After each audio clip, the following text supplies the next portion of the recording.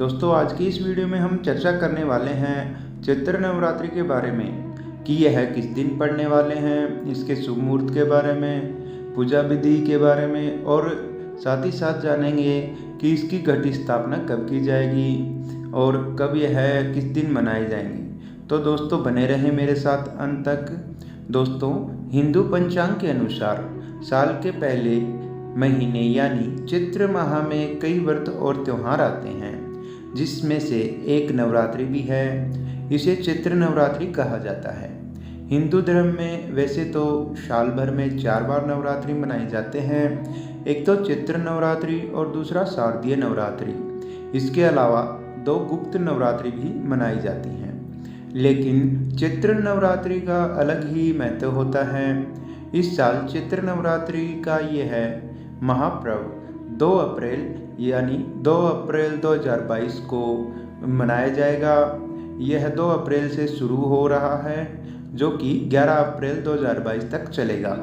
चैत्र नवरात्रि के दौरान माँ दुर्गा के 9 स्वरूपों की पूजा की जाती है। माँ दुर्गा को सुख समृद्धि और धन की देवी माना जाता है। धार्मिक मान्यता है कि नवरात्रि में माँ दुर्गा की पूजा अर्चना करने से वो अपने भक्तों पर बहुत ज़्यादा प्रसन्न होती हैं और साथ ही उनकी सारी मनोकामनाएं भी पूरी करती हैं। तो चलिए अब बात करते हैं घट स्थापना के शुभ मुहूर्त के बारे में। दोस्तों चैत्र घट स्थापना के लिए शुभ मुहूर्त 2 अप्रैल 2022 दिन शनिवार को सुबह 6:22 से शुरू होकर 8:31 तक रहेगा। इसके अलावा घट स्थापना की अवधि जो अभिजीत मुहूर्त है वो है दोपहर 12:08 से 12:57 तक यह अभिजीत मुहूर्त रहेगा। वहीं प्रतिपदा तिथि 1 अप्रैल 2022 को सुबह 11:53 से शुरू होगी और 2 अप्रैल 2022 को सुबह 11:58 पर खत्म होगी। अब जानते हैं कलश स्थापना की विधि के बारे में। दोस्तों चैत्र नवरात्रि के पहले दिन सुबह जल्दी उठ करके स्नान आदि कर करके साफ वस्त्र पहने, फिर मंदिर की साफ सफाई कर लें, उसमें गंगा जल छिड़कें सभी जगहों पर। इसके बाद एक लाल कपड़ा बिछाकर उस पर थोड़ा चावल रखें, मिट्टी के एक पात्र में जौ बो दें और इस पात्र पर जल से भरा हुआ कलश स्थापित करें। कलश के चारों ओर अशोक के पत्ते लगाएं और स्वास्तिक बनाएं। फिर इस जो ये कलश है इसमें साबुत सुपारी, सिक्का और अक्षत डालें। इसके बाद एक नारियल पर चुनरी लपेटकर कलावा से बांध दें इसे, और इस नारियल को कलश के ऊपर रखते हुए देवी दुर्गा का आह्वान करें और फिर दीप जला करके कलश की पूजा करें। ध्यान रखें कि कलश स्टील या किसी अन्य अशुद्ध धातु का नहीं होना चाहिए। कलश के लिए सोना, चांदी, तांबा और जो पीतल है, पीतल की धातु है, उसके अलावा मिट्टी का कलश भी आप ले सकते हैं।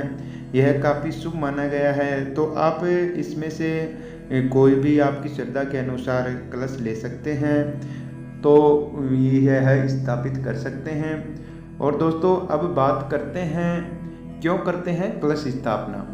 नवरात्रि में कलश स्थापना या घट स्थापना करना दोस्तों बेहद शुभ होता है। कलश को भगवान विष्णु का स्वरूप माना जाता है, इसलिए नवरात्रि के दौरान माँ दुर्गा की पूजा करने से पहले कलश की पूजा की जाती है। कलश स्थापना करके ही सारे देवी देवताओं का आह्वान किया जाता है।